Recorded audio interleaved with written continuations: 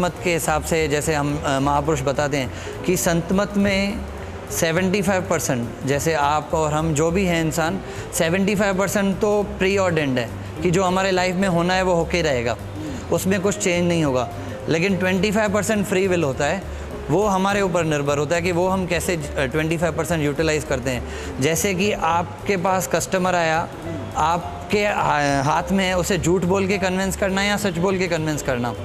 लेकिन एक wrong tendency हम सबके दिमाग में बैठा है कि जितना मैं झूठ बोल के उसको कन्विंस करूँगा शायद मैं सच ना कर पाऊँ। तो नेगेटिव जो आदतें हैं ना वो कुछ ज़्यादा पड़ी हुई हैं। तो वो जो तो 25% में वो सब बातें आती हैं। कहाँ पर हमें झूठ बोलना है, कहाँ पर हमें सच बोलना है, ये हमारे ऊपर निर्भर है, ये प्री ऑर्डर नहीं है। तो ये हम करते हैं तो उसका रिज़ल्ट तो होगा। और जैसे कि मैथोलॉजी में, हमारे इंडियन मैथोलॉजी में, महाभारत में बताया गया है कि जो धृतराष्ट्र थे उन्होंने भगवान कृष्ण से सवाल किया था कि मैंने 100 जन्मों तक ऐसा कोई पाप नहीं किया है जो मैं अंधा हूँ, तो आखिर किस जन्म का ये फल है। तब भगवान कृष्ण ने उनके सर पे हाथ रख के अपनी जो पावर दी, तो 108वें जन्म में उन्होंने ऐसा कर्म किया था जिसकी वजह से उन्हें प्रेजेंट जन्म में पूरी लाइफ अंधा होना पड़ा। पिछले 108 जन्म के पहले कर्म किया था। रीइंकार्नेशन थ्योरी को ज़्यादा एम्फसाइज किया।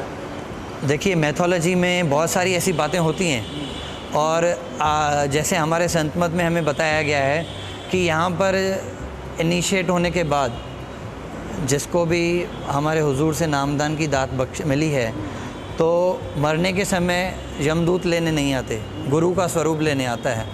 तो उस हिसाब से जैसे हमने लाइफ पूरी स्पेंड की है, अगर हमारी लाइफ अपने गुरु के कहे अनुसार चली है तो फिर रीइंकार्नेशन का तो सवाल ही पैदा नहीं है।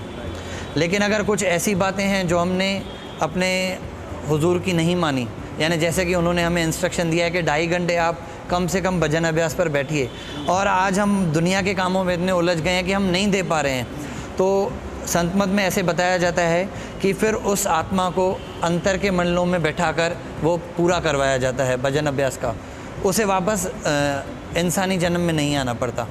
आपने ये मिशन कब ज्वाइन किया था? When did you join this mission? Sir 20 साल हो गए हैं। जैसे आज 1994 से मैं यहाँ पर हूँ, और मेरे पेरेंट्स तो मेरे ख्याल से 40 ईयर्स से हैं। Do you find personally any changes within yourself? आपके बिहेवियर में, आपके थिंकिंग में क्या बदलाव आए जैसे ही आपने मिशन ज्वाइन किया था? सर पहले का मैं नहीं बता सकता हूँ, क्योंकि उस वक्त मेरी लर्निंग एज थी जी। जैसे कि अभी महाराज जी ने मुझे सेवा दी है प्रीचर की, तो रोज़ नए एक्सपीरियंस होते हैं। आज अगर मैं किसी को कुछ गलत कहता हूँ या किसी के बारे में कुछ कहता हूँ, तो इंस्टेंट 2-3 घंटों में वो सिचुएशन मेरे सामने आ जाती है कि मैं आपको ऐसे बोल के आया हूँ, अब वो प्रॉब्लम मेरे सामने आई है, अब मैं कैसे डील करता हूँ। गिल्ट कॉन्शियस होता है आपको? हाँ। उसके बाद एक जो एंगर था, हमारे प्रेसिडेंट तो सामने हैं, इनको भी पता था मैं बहुत गुस्से में जल्दी ओवर रिएक्ट करता था, लेकिन अभी भी करता हूँ, पर अभी रेशो बहुत कम हो गया। अच्छा, एंगर मैनेजमेंट आप कर लीजिए, तो पॉजिटिव चेंज तो आता ही है, डेफिनेटली काफ़ी है। पीस ऑफ माइंड, प्रॉब्लम्स को डील करने की एक एंगल ऑफ विजन बदल जाती है। जैसे कि हमें महापुरुष हमें बताते हैं, अगर हम काला चश्मा पहनेंगे तो सब तरफ काला नज़र आएगा, अगर सफ़ेद पहनेंगे तो सब सफ़ेद नज़र आएगा। तो एक एंगल ऑफ विजन तो ज़रूर चेंज हुआ है कि प्रॉब्लम्स अगर कोई आती भी हैं तो कोई बड़ी प्रॉब्लम नहीं है, इसको डील करने का कोई ना कोई मार्ग मिल जाएगा, और शांति से कोई ना कोई सिचुएशन आ जाती थी। और पहले क्या होता था, अगर सिचुएशन आ जाती थी तो जैसे कि कहा जाता है भाग जाओ, घर से निकल जाओ, या ओवर रिएक्ट करो, या गुस्से में झगड़ा करो, वो बहुत कम हो गया है। मतलब यू आर काम एंड कंपोज नाउ? बहुत नहीं कह सकता हूँ, लेकिन काफ़ी हद तक, मतलब you can deal with the situations, you are not running away from the situations, you are here to deal with the situations as it comes. Sir, आप how do you find the changes within yourself after you join? आपने जब join किया mission, बाबा जी का जो mission join किया आपने, तो आपके अंदर में क्या चेंजेस आपको लगी? धन सतगुरु तेरा ही आसरा। सबसे पहले तो मुझे सच्चाई के बारे में जो पता चला, जैसे हम बहुत सारी जगह पे जाते हैं तो वहाँ truth is God, God is truth, वो लिखा रहता है। लेकिन जब तक हम सच्चाई से जुड़ते नहीं हैं कि सच्चाई है क्या, जैसे अगर शक्कर है हम आपको बोलेंगे मीठी है मीठी है, लेकिन जब तक आपने वो खाई नहीं तब तक तो हाँ, वैसे ही अगर सच्चाई के साथ जुड़ेंगे नहीं तो परमार्थ के रास्ते पर चलना बहुत मुश्किल है। अब शास्त्रों में कहा गया है कि गुरु ब्रह्मा, गुरु विष्णु, गुरुदेवो महेश्वराय, गुरु साक्षात पर ब्रह्म, तस्मै श्री गुरुवे नमः। तो जब परमात्मा भी यहाँ मानवचोले में आए थे तो उन्होंने भी गुरु किया था। आपने देखा राम भगवान हम कहते हैं, अवतार कहते हैं, तो उन्होंने भी गुरु किया था। कृष्ण अवतार में भी गुरु किया था।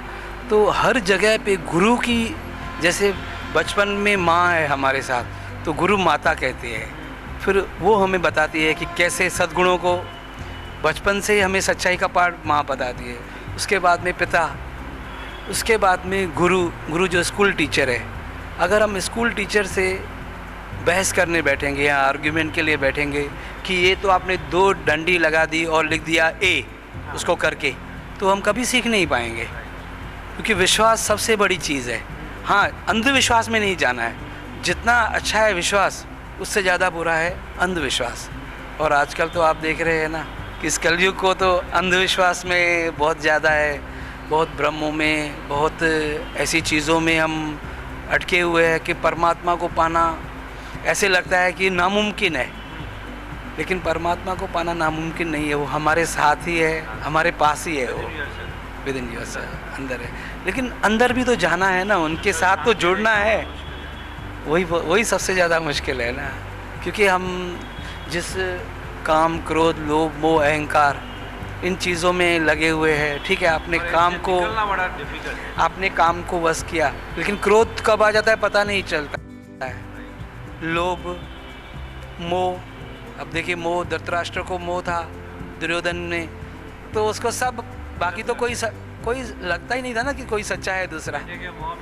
हाँ, अहंकार में देखिए आपने रावण का देखा कि पूरी की पूरी उसकी सोने की नगरी थी। अब अहंकार तो आएगा ना जिसके पास सोने की नगरी है और इतने भाई, पूरा परिवार है उसके साथ में।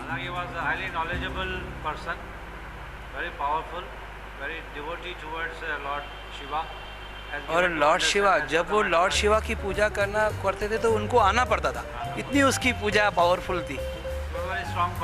He was a strong person. तो लेकिन तो भी ईगो, जब ईगो आ गया तो परमात्मा का जो आहार है उनका खाना है, परमात्मा का आहार ईगो है।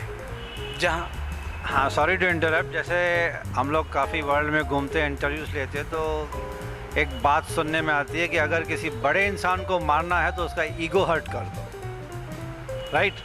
अगर कोई बड़ा आदमी है उसको ख़त्म करना है तो उसका ईगो हर्ट करो, वो खुद ब खुद ख़त्म हो जाएगा।